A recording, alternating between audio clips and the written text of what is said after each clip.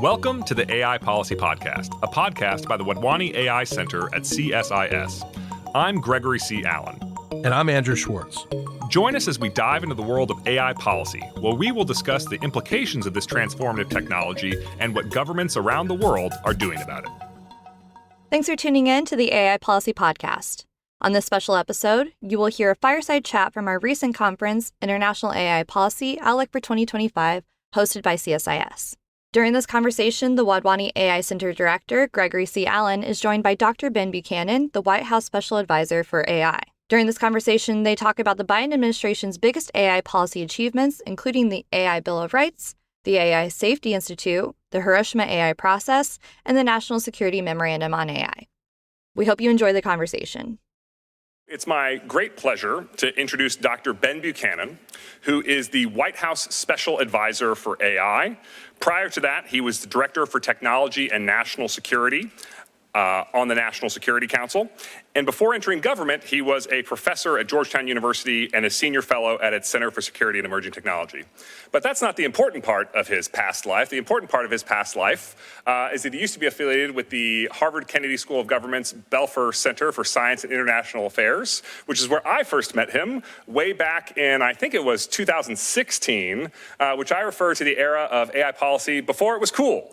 And Ben was already on that train, and I was also already on that train, and he was writing a fabulous paper called Machine Learning for Policymakers, where AI technology has changed a lot, and yet that paper still holds up surprisingly well. That was one of merely the dozens of things that he wrote that were great before he entered government. And now he has sort of, as in his role at the Office of the White House Chief of Staff, has been leading so many different policy initiatives on AI at the Biden administration. And that's why we're so privileged to have him here for this fireside chat on U.S. priorities for domestic and AI governance. So please join me with a very warm welcome for Dr. Ben Buchanan.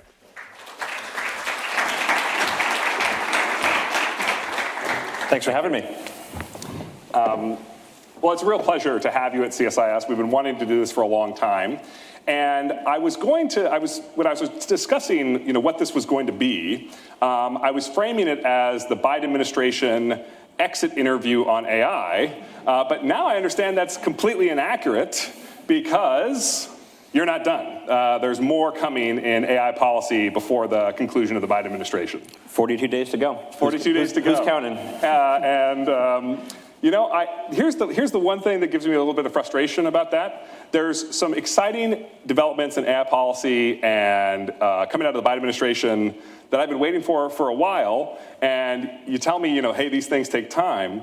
Now you got 42 days, and it sounds like a lot's coming in not a lot of time, which is really exciting. So we're going to get into some of that. I know you can't talk about all of it, but before we get into the next 42 days, I want to talk about these past 4 years, because AI really has been seminal in the Biden administration. There's so many sort of flagship initiatives that this administration has taken on. And I want to start by sort of trying to connect the dots, because we just heard from one of the panelists on the previous session that he thought that it read like the AI executive order and the AI Bill of Rights were written by a different presidential administration than the AI National Security Memorandum, because the documents were so different. So give us your sense of how the Biden administration's approach to AI policy has evolved over time. Is he wrong? Is this all very consistent? Or is he right that there was sort of a major turning point? What's the Whitman line? We contain multitudes. So it is true of our AI policy as well. It was written by the same people. I think they're consistent. I think if you go back in the administration, probably the first big public-facing thing we did was the blueprint for the AI Bill of Rights. Alondra Nelson, the team. This is a white paper, a non-binding document. Non-binding document, yeah. Alondra Nelson, the team at the Office of Science and Technology Policy deserve a lot of credit for really leading that effort. And that, I think, sets out an aspiration, big picture of where our society could go and should go with AI. As you said, non-binding, big picture, before ChatGPT. So we were thinking about this before ChatGPT. Obviously, the chip controls on China, which are related to AI, were before ChatGPT as well. Then you have the executive order, which came out last year. I would describe this as taking a lot of what's in the vision and making it more concrete. Obviously, I think a more narrow scope of what's in the much broader vision, but making it more concrete. And that touches, looks at how AI touches all across our society, from healthcare to hiring to housing to some national security, but not a ton, certainly to public safety. And that is, I think, a key part of what we did. Those actions are done. We did 100% of those deliverables on time. One of those deliverables was the National Security Memorandum, which is a document you just referenced that came out a couple months ago that thinks about how do we take AI and apply it to national security, and how do we make sure that AI in the United States continues to accelerate forward, continues to make progress in a way that's safe and responsible. To the degree that there is a tension or a perception of a tension between these documents, I think it is because of a disagreement about the role of safety and careful action in acceleration. And my view is that you can go faster when you go safer. You can go faster when you are thoughtful. And the best evidence for this comes from basically every other previous paradigm of technology, where setting up, usually non-regulatory, as we've done no AI regulation, rules of the road, standards, and the like, enables the technology to progress faster. If you look at the early days of the railroad, there were tons and tons of accidents. And eventually, railroad companies and the government worked together to set safety standards, and trains went faster, in addition to accidents going down. The same is true of aviation and the like. So we have really tried to take a light touch on AI, including in the executive order. But I think in the National Security Memorandum, you certainly see probably the clearest articulation of our vision for how we can accelerate this technology, retain American leadership, and then ultimately use it to protect our nation and advance our national security. So the AI National Security Memorandum, which if folks have not read, I actually encourage you to read it. It's a pretty remarkable document.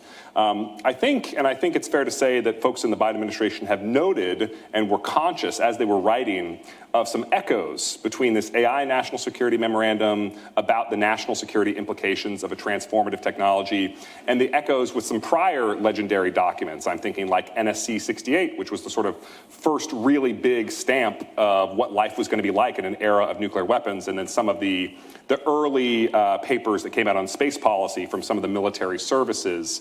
You're kind of in that tradition. You're really the first wrestling with what I would call frontier AI, and I think this is the terminology that's been embraced by the administration. But if you think about what you and I were working on in 2016, that was really about machine learning, deep learning, and especially supervised learning. Mm-hmm. And with frontier AI, it's all of that, but times a million.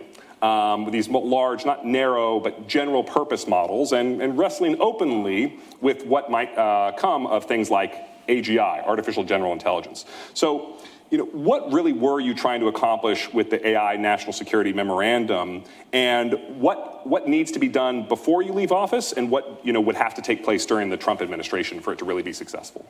Okay, there's a lot here. Let's go in order. So I think in the echoes of previous documents, we will not put ourselves in that category, but I think it's fair to say we explicitly say in the National Security Memorandum, this is a technology on par with those previous ones. What we also say is that for the first time, this is a revolutionary technology that is not funded by the Department of Defense. And if you think about the ones you mentioned, nuclear, space, I would add in the early days of the internet, the early days of the microprocessor, large-scale aviation, large-scale missile deployments and the like, development of radar. All of that was funded by the Department of Defense and to some degree the intelligence community. And that close link between the government and the inventors of the technology historically gave the government the capacity to understand the technology, frankly, better than many in the government understand frontier AI, and also gave the government the capacity to shape the technology. And we have very little control over what companies put out in the United States. It's a totally private sector-led ecosystem. And I don't think it's a bad thing. I think it's actually a wonderful thing that private industry has taken up the mantle of this kind of innovation. The government's not paying for it, the taxpayer's not paying for it, but we get to use it. It is just a dynamic that raises a set of challenges and dynamics that we have to account for. And the National Security Memorandum, more than anything else, states that very explicitly. The second thing it does, which is related to your question about frontier AI, is it says, there's a direct quote in there, this is not just about a paradigm shift to AI, this is about a paradigm shift within AI. And it is a shift exactly that you were talking about, from supervised learning to much more frontier systems or general purpose systems, without getting into the AGI discussion, that can do more than one discrete task or better at a range of tasks. When you and I are writing your papers at the Belfer Center, neither of us used the word transformer in our papers. That's right. Because the transformer, which is the fundamental algorithm that underpins large language models today, was not invented yet in 2017. And I think you used to work at DoD. If you went to your colleagues at DoD and said, well, what do you think about all this AI stuff? They would say correctly, well, we've been doing AI for a long time. In fact, we funded all of the AI work in the 1960s and 70s and 80s. And we use supervised learning all the time in the Department of Defense through the JAIC and the Chief Digital AI Officer and all of that. And what the NSM is getting at is saying that's good, that's really good, but that's also not enough. And we need to keep up with the shifting paradigm where we have these large-scale general purpose systems, even if they're not general intelligence, that have tremendous value to national security. And we need to figure out, because they're not invented by the US government or funded by the US government, how we're going to bring them in. That's what the National Security Memorandum lays out. And I think it was really remarkable to me, one of the things that came out of the National Security Memorandum was this consciousness about the stakes of the competition with China on this. And there's not just in the National Security Memorandum, but a through line with the Biden administration on AI policy of really a greater willingness to do what it takes to effectively compete with China, going farther than the Trump administration did, even where it was adopting some of the tools the Trump administration used. I'm going to get there in a moment, but for a second, I want to linger on one of the key taskings that I think came to you personally out of the AI National Security Memorandum, which was a direction to study, in your capacity as the White House Chief of Staff Office for AI, study the implications of AI and energy, and which is something that we've been talking about a lot today. So I believe the direction was to study what are the barriers to building out a lot more AI capacity, a lot of the energy to support that capacity. And, hey, it's been like 30 days. Are you done yet? You only have 42 more? What's going on so far? I intend on using all 42 remaining days. No, this is very important to us. And I think it is fair to say that one of the characteristics of this paradigm of AI that we are in are large capital investments, large number of computer chips, large amounts of data, and large amounts of electricity to make it all happen. And I'm not really worried about the first three, at least for the United States. We have the money, we have the chips, thanks to things like the CHIPS Act and the like, helping that effort. Certainly we have the data, but I want to make sure that we can build the power here in the United States to build this technology here. And this administration would like to see it done with clean power. I think there's a lot of reasons to think it can be done with clean power. So that's a key part of what we're trying to do as we think about the tasking that we gave to ourselves. In the National Security Memorandum, the president gave to us very directly. But this is, I think, a really key part of making sure the United States remains competitive. And having gone deep into the weeds on energy, it is worth noting the United States has really not added a lot of net new energy to the grid. We've retired dirtier energy, we've brought on clean energy, which is terrific. But we've not seen a spike in overall energy demand for the last 25 years or so. That is, in general, a good news story because it means we've gotten much more efficient. Obviously, our economic growth has continued at record paces over that time. But it's a muscle we've got to exercise, again, to build a lot more clean energy here in the United States, not just for AI. So we have to do it because of AI. We have to do it because of electric vehicles and the electrification of key parts of our economy. Obviously, we're very supportive of that here. And then also just the revitalization of manufacturing coming back to the United States, which I think is, again, a great thing, but something that's going to require energy. So there's a lot of reasons why this White House, beyond just the AI folks, have focused on building out energy, especially clean energy, here over the last 4 years, and something we will continue to push on, I'm confident, till all 42 of those days have elapsed. Could you help calibrate this with some numbers? Because we reviewed the capital investment plans of some of the largest AI providers here in the United States, Microsoft, Google, OpenAI, Amazon, and they're planning on deploying $300 billion worth of capital expenditures focused on data centers for AI and energy infrastructure for AI in 2025. I mean, that's almost half the DoD budget. Aren't you glad the government's not paying for it? Yeah, it turned out pretty well.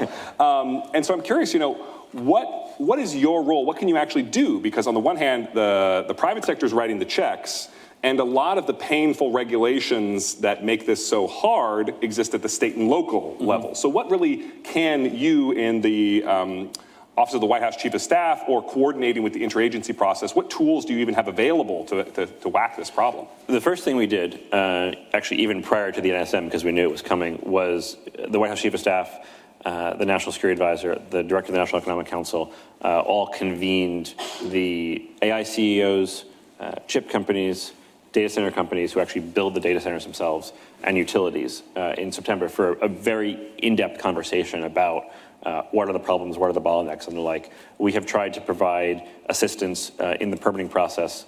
I will skip some of the specifics for now, but I think it's fair to say we've had success in doing that, and companies have told us the government is moving faster on permitting, federal permitting, and also state and local where we can help there. So we are happy with how that is going. I think it is just a start, but before we get to any kind of other potential actions, that is something we've done already, is convening and then making sure the government just moves a lot faster in processing these permits. It doesn't mean we're lowering environmental standards, doesn't mean we're lowering labor standards, doesn't mean any of that. It just means we're making sure that government's moving as fast as the companies and other stakeholders are ready to move.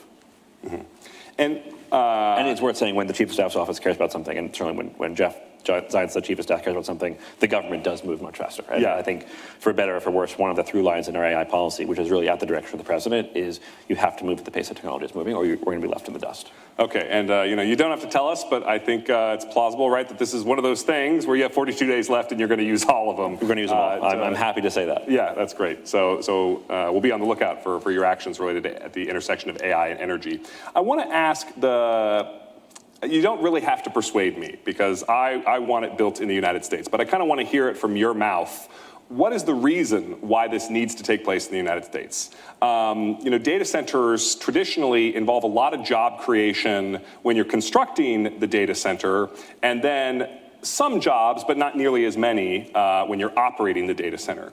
So what is the strategic interest of the United States in making sure that this massive energy build-out, that this massive data center build-out occurs in the United States as opposed to across the border in Canada, right? We would still have all the frontier AI labs, but in this scenario, they would have the data centers, or other countries like the UAE, right, have said, we want to be a big partner for the United States in building out data centers. So when does it matter that it take place in the United States? When does it not matter that it take place in the United States? And what sort of criteria are you using for evaluating that kind of decision? Well, we're not picking the sites of individual data centers. So companies have some freedom to go where they want to go. But I think it's just making sure the United States is hospitable to this kind of work. And obviously we will do some of this work with allies and partners. Our companies already do. Google has a huge presence, for example, in the United Kingdom. I think all the companies have a huge presence in Canada as well. So it is not to be totally protectionist about this, but it is to say that we want to make sure that it is possible to build it here. I think in general, if you look at the history of our technology economy, when we've sent things like chip manufacturing overseas, we have regretted it, and that is a lesson that I think this president has taken on board and has worked very hard to reverse. So I think that probably weighs on some of the AI conversation as well. But it is about making sure that the United States remains competitive as this technology, which we think is very important for security and economic purposes, continues to push on forward. Yeah. So in our previous panel, we heard some of these folks talking about what the Trump administration might want to continue. I mean, we've heard the Trump campaign said pretty clearly in their platform, their goal is revoking the AI executive order as soon as possible. But as we heard from our previous panelists, they might pick and choose, some elements of the AI executive order that are still appealing to them. And within the AI National Security Memorandum, I feel very confident that they're going to want to continue this work stream related to making the United States more competitive when it comes to energy, when it comes to the intersection of AI and energy. So I think that's all there. I don't want to ask you to sort of pick amongst your children. Yeah. But if we were to talk about, repealing the AI executive order, what are the things that you think are just like, it absolutely has to continue? There's something critical in there that you'd break something really important if you didn't continue it. So implicitly, what do I want them to repeal? Is that the question? No, the opposite. What do you want them to not repeal? But whatever I omit is on the chopping block. I suppose that's fair, yeah. I get the politics of this. I understand what's in the party platform. I'm a university professor before I did this, so a national security professional, not doing the politics of the details. I think when folks look at what our AI policy is and the incoming team, the things we've tried to prioritize, doing it here, making sure we have the infrastructure to do it, making sure the systems are safe, making sure we bring in the kind of talent we need to do that, taking all that technology and putting it in the U.S. government national security apparatus so we can use this in our competition, especially with China, making sure the Chinese don't build this technology on their own. I think there'll be far more continuity than not continuity. And I imagine we probably disagree with the Trump team on some of the contours of how AI applies to some of the domestic agencies and the like. That they'll get to make their decisions on that. But I think on a lot of the big thrusts of the executive order and the National Security Memorandum, when you look at the details, these are not particularly partisan ideas.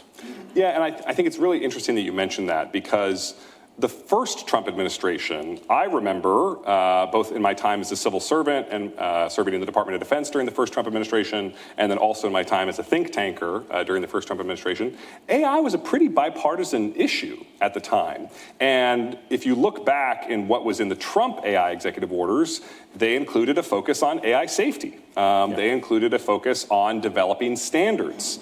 And if you think about, one of the key things that came out of, to a certain extent, the AI executive order, but especially in the AI National Security Memorandum, you have the AI Safety Institute. And where does it live? In the National Institute of Standards and Technology. Which is totally non-regulatory. Exactly. So there's no binding anything from the AI Safety Institute. All the AI Safety Institute says is U.S. government's open for business. We are bringing our national security expertise to American companies who can, on a 100% voluntary basis, work with us and sign a memorandum of understanding to figure out what that relationship looks like.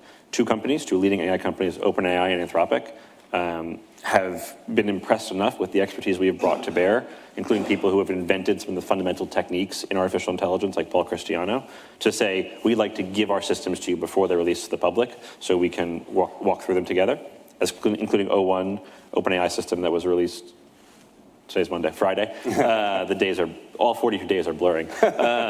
So that is the voluntary, totally non-regulatory relationship that we have between the AI Safety Institute and the companies. I don't see why that's not a bipartisan thing. Yeah, and there's some analogs you could make to the National Highway Transportation and Safety Administration, where it's like, this safety testing is voluntary, but I promise you all of your customers are going to want you to do it. And by the same token, we have this AI Safety Institute, which has this voluntary opportunity for pre-deployment safety testing, and at least so far, the companies seem interested. Everything I've heard from the companies is many companies that they're interested. I also get it a lot from the employees at the companies who are saying there are parts of AI and AI safety that we know very well, and there's parts that we don't. And sure, we hear from the executives at the companies, but also the folks actually building it are saying, we don't have a lot of expertise in this company about the intersection between AI and bio, for example.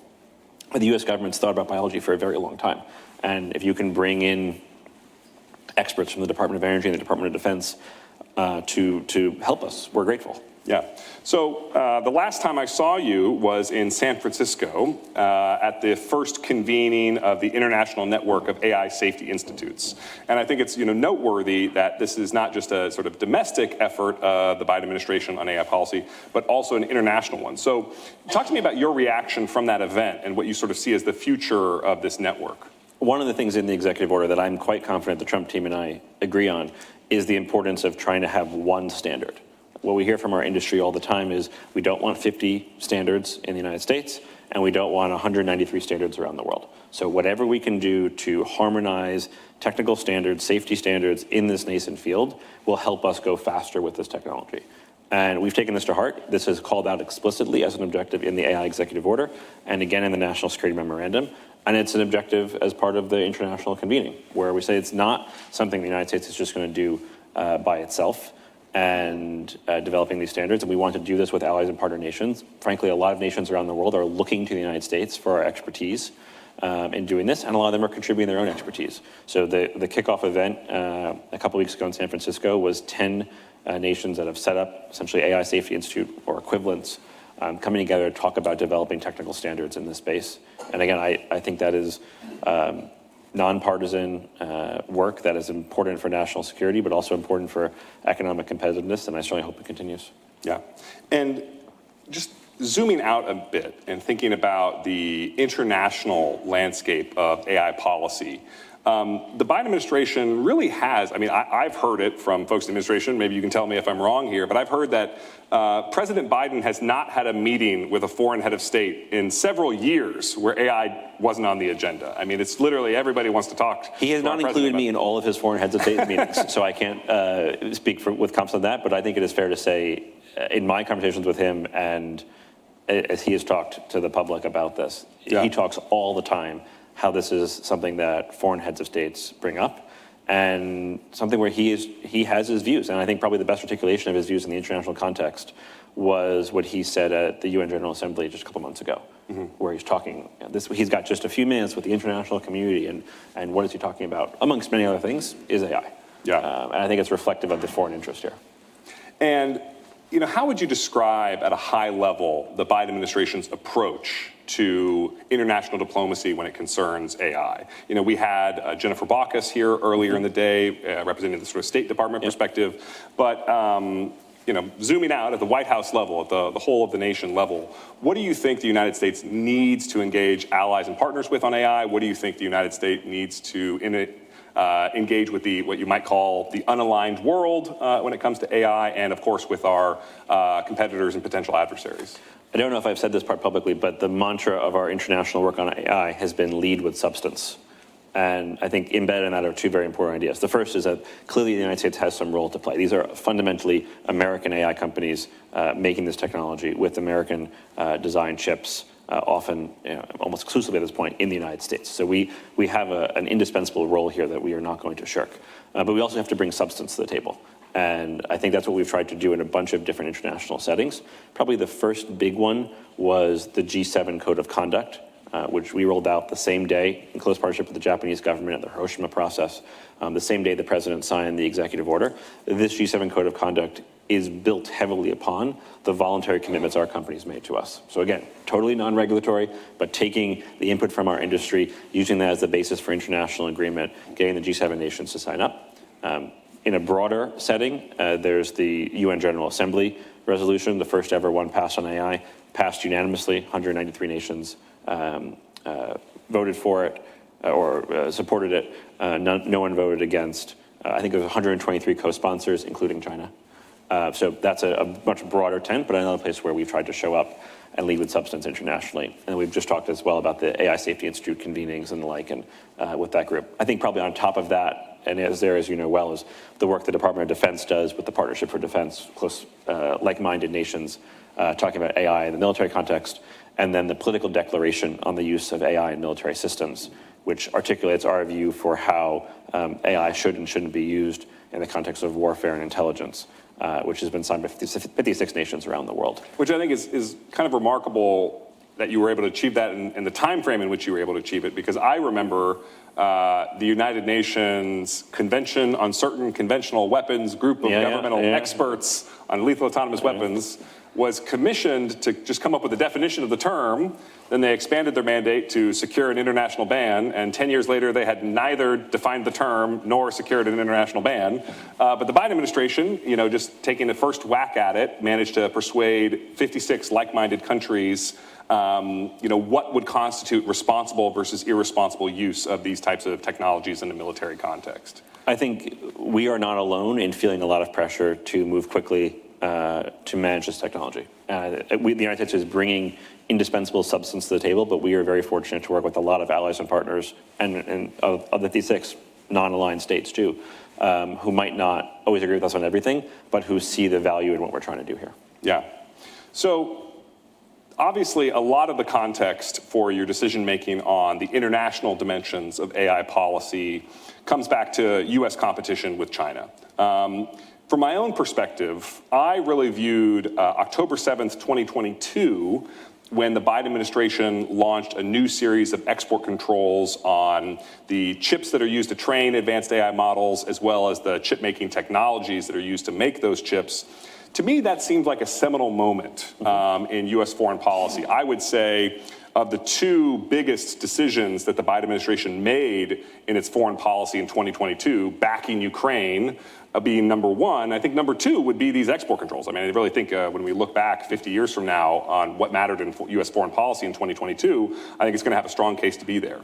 Secretary of State Tony Blinken, giving a speech, a few days after those controls came out, said that the post-Cold War era is over. We're in a new era, And at the heart of that competition in this new era is going to be technology. So it seems like the Biden administration sort of recognized the stakes of that competition. Walk us through the decision to launch this new types of export controls, and then I'm going to ask you to comment a bit on the more recent ones. But first, I want you to sort of walk us through how the Biden administration reached that decision back in October 2022 that this needed to happen. Yeah, I think there was a group of folks, myself included, but certainly not limited to me, people like Tarun Chhabra, Chris McGuire, and the like, who were thinking about the importance of AI for the future of international affairs and for national security and competition with China in particular. And we're thinking about the importance of computing power in that AI paradigm. Again, this paradigm shift within AI. And recognize that actually the United States' hand here is extraordinarily strong, obviously in partnership with Taiwan and Korea, Japan, the Netherlands, other parts of the global supply chain. So recognize that this was an opportunity to make sure we were not going to sell to China the kinds of chips that it would use to modernize its military, deploy weapons and technologies that ultimately would hurt American warfighters and American national security interests, and also I think the national security interests of our allies and partners around the world. So that was the genesis of this. Obviously, nothing like that happens without a lot of bureaucratic process, you know that. So there was a lot of time spent making sure the details were as close to right as they could be for a first cut at a policy like that. But as my time in this administration draws to a close, I have been reflecting more than maybe I did a couple of years ago when we were in the thick of it on decisions like that and policies like that. And this is trite to say, but it's completely true. I give folks like the National Security Advisor and the president a ton of credit for being willing to hear this argument from a bunch of tech folks, really dive into the details in a significant way, and then make as you said, very significant decision. All before ChatGPT. It wasn't like AI was on everyone's radar at the time, but I think it's something that ultimately we are proud of, and we've refined, of course. But the strategic shift embedded in that decision is something that, speaking for myself and I think the broader administration team, we're proud of it. So I want to ask about the before ChatGPT thing that you just mentioned, because I do think it's noteworthy that these controls came out October 7th, 2022. In November of 2022 is sort of the ChatGPT explosion, right? The eyes of the world are upon the US AI industry because of ChatGPT going from 0 to hundreds of millions of users in a matter of days. And from my perspective, the justification of the October 2022 export controls, as it's written in the legislation, really focuses on the fact that China was using U.S. GPU technology in its military systems. That's not really up for debate. Like the procurement records are out there. You can go look. China admitted to this. They were using it to modernize their nuclear weapons development as well as their nuclear weapons delivery mechanisms. That's also not really up for debate. It's out there. You can go read the records. But what was not, and I want to say this is something that's just always important to remember, is there's the justifications that you are required by law to put in the policy in order to access the relevant legal authorities, but there's no requirement that it be all of the reasons that were in your mind. And so I want to ask you, the National Security Memorandum, which really is focusing on frontier AI, really is focusing on this revolution. So it's clear that the Biden administration cares a lot about frontier AI circa 2024. I want to ask, was that on your mind in 2022? Were you sort of seeing the writing on the wall that these increasingly general purpose, these increasingly larger, increasingly more diversely capable models were coming down the pike, and that there were big national security implications, and that if we were going to have any kind of strategic effect, we needed to move quickly? Was that on your mind?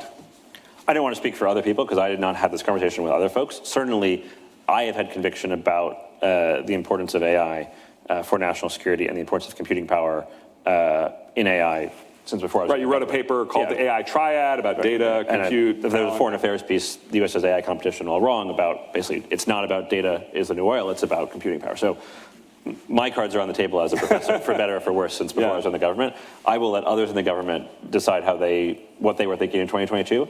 I do think it's the case that certainly when we were talking to folks in the government about this, the facts that you just mentioned were indisputable, and that's kind of all you need, I think. What else people were thinking about, I leave to them, but there's no doubt, there's no doubt in my mind, and hasn't been doubt in my mind for a while, about the importance of frontier AI for national security and the importance of computing power for frontier AI. Yeah, if I could, you have 40 days left of tough work ahead of you, but if I could sort of get in a time machine and go back to October 2022, there's a lot of preamble in the AI NSM that sort of justifies why all these actions are being taken. That would have been lovely to include in the October 7th regulations, because they do. What would have been different if we had the preamble you wanted in October 2022? What would have been different? Other than giving you 2 years more to, ruminate. Well, my papers would have been better. Sure, I'm sure that's what you were optimizing for. But no, I think the connection to allies would have been easier. I think the October 7th policy makes so much more sense once you've read the AI NSM. Because the AI NSM articulates a Biden administration worldview about the centrality of compute in national security AI competition that I think was implicit in the October 7th, 2022 export controls, but was not explicitly articulated. And I think we might have had an easier time, I mean, who knows, I don't have that time machine, but we might have had an easier time explaining to the rest of our allies why we were doing this if that implicit had been made explicit. Maybe. I don't know that I would look to dense regulatory documents on export controls for my explanation of why things are the way they are.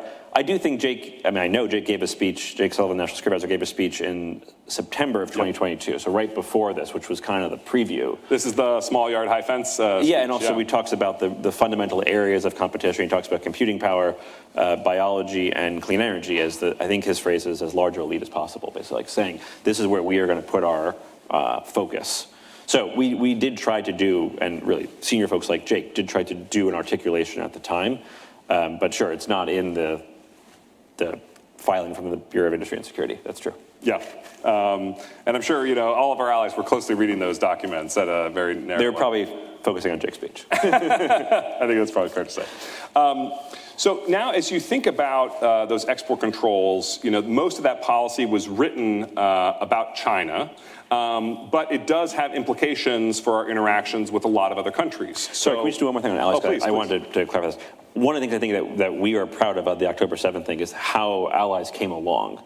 So especially on the SME side, which is actually not something that I leave that to other experts, but nations like the Netherlands and Japan, after we took the first step, joined with us in doing that. So I do think you can sequence the documents however you want to sequence the documents. You should judge our record on export controls with China, not just on what did the United States do unilaterally, but how did the international community of nations that are actually building the stuff work together over the last 4 years to do this. And I think that more than anything will be a legacy of which this team is proud. And again, I can take no personal credit for it, but that is something that I think is an important part of holistically looking at what did we do. It is not just the United States alone. Yeah.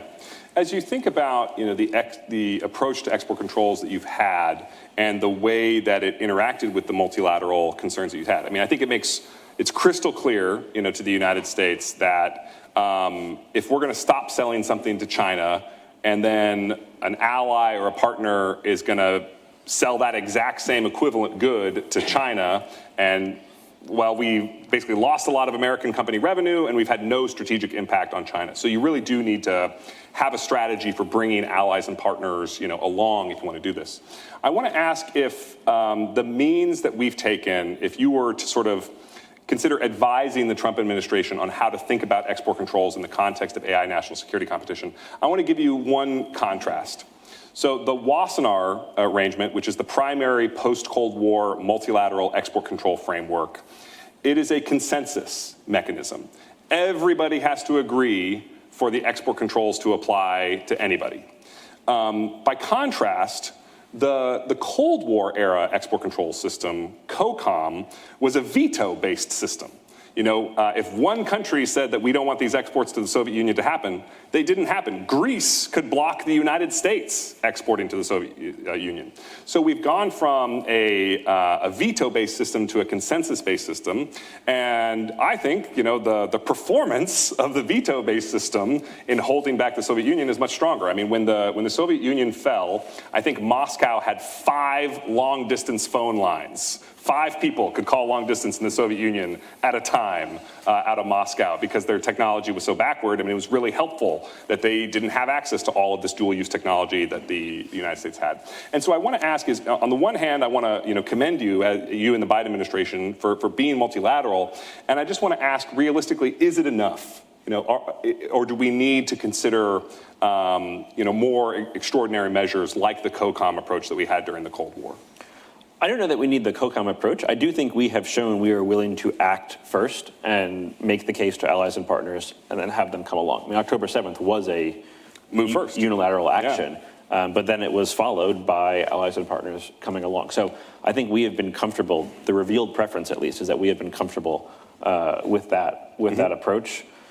We're not going to design a new regime in the 42 remaining days, so I don't know how the Trump team will want to play it, but I do think certainly our track record suggests that we will not hesitate in the cases where the United States national security is at stake.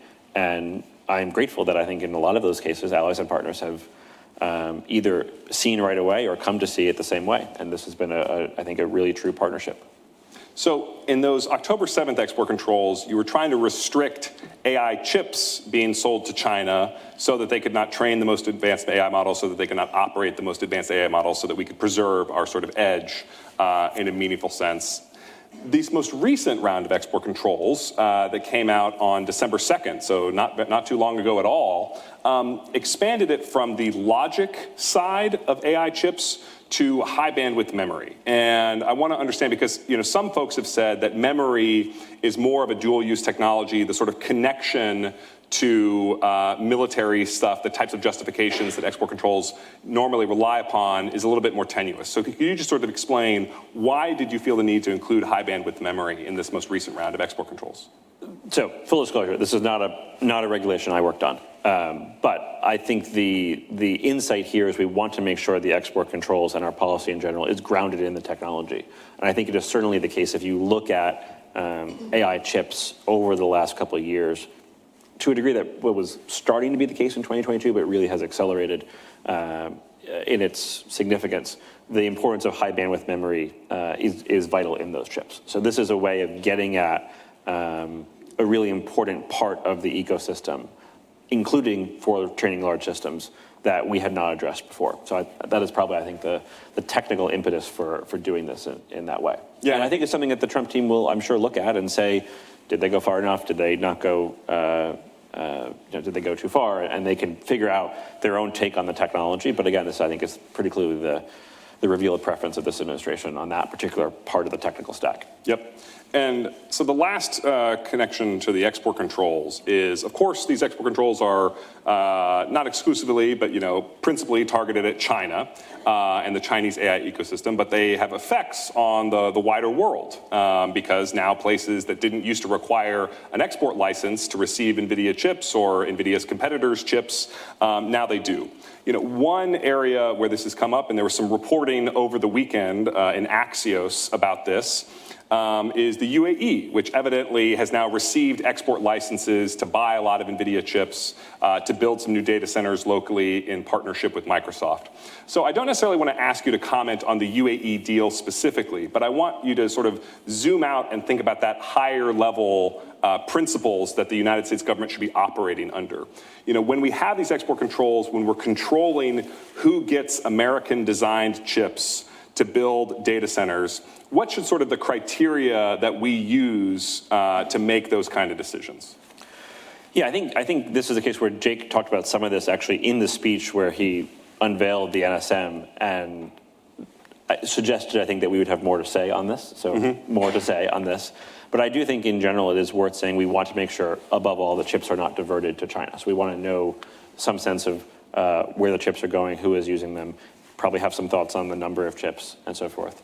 But without commenting on any particular report of licenses granted or not granted, I think it is fair to say our companies have partnered with nations in that region to do some work there. I think this was a prominent theme of the Saudi AI Day, which I think was in October, that announced a significant Google partnership and the like. So bearing in mind all of our thoughts about U.S. competitiveness and U.S. lead and doing whatever we can here in the United States, we recognize that there is a degree to which AI is going to be global, and American companies are global businesses, and there's reasons why you'd want to have at least some data centers around the world, and we are trying to build a policy that allows for that, while also making sure we are protecting U.S. interests and making sure that a lot of chips don't end up in a PLA data center. Yeah. And so I said this was the last question on export controls, but now I guess I'm lying because I have one more. You've talked a little bit about unfinished business and some things that might be coming. One thing that I noted was not in the most recent update to export controls was addressing some of the other reports that we've seen in the public. So we've seen reports in The Information and the New York Times about pretty large-scale AI chip smuggling going to China. We've also seen reporting about how TSMC, the Taiwanese semiconductor manufacturer, had been manufacturing AI chips for Huawei and then shipping those back to China, which is just like a five-alarm fire in my mind, for how these export controls are going to work. So I'm curious, number one, how concerned are you by what you've seen that those types of behaviors undermine the strategic logic of the export controls? I think it's safe to say if they can infinitely smuggle, then the export controls will not be effective. But from what you've seen, how concerned should we be? Obviously, we want it all to stop, but I'm just trying to see how significant is the impact to date. And then second, why wasn't something in the export controls to address smuggling, to make it a little bit more difficult? Why wasn't something in the export controls to address what TSMC did and to make that more difficult in the future?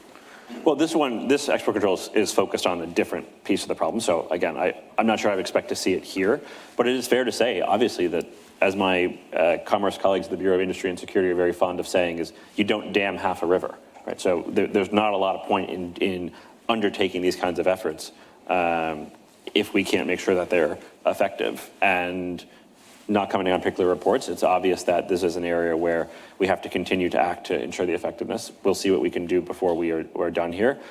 Particular investigations into particular companies are not something the White House actually is in the loop on, and shouldn't be. Frankly, this is a separation of law enforcement and politics, firewalled away from the White House Chief of Staff's office, as it absolutely should be. So I genuinely don't have an answer for you there. But this is an area where I think this is something that is fundamental to our policy, is making sure we are enforcing these in a really robust way. And if we don't enforce them in a robust way, as you said, it will threaten the strategic logic of the policy itself. Well, if I wasn't convinced before, this conversation has crystallized the fact that this was the wrong time to have this conversation, because you are profoundly not done. This is not your exit interview.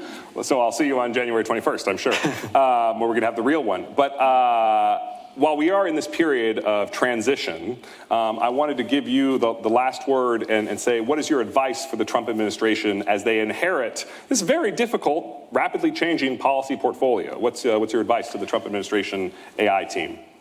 They are being given, I think, a fascinating task. I think in many respects we have laid a foundation.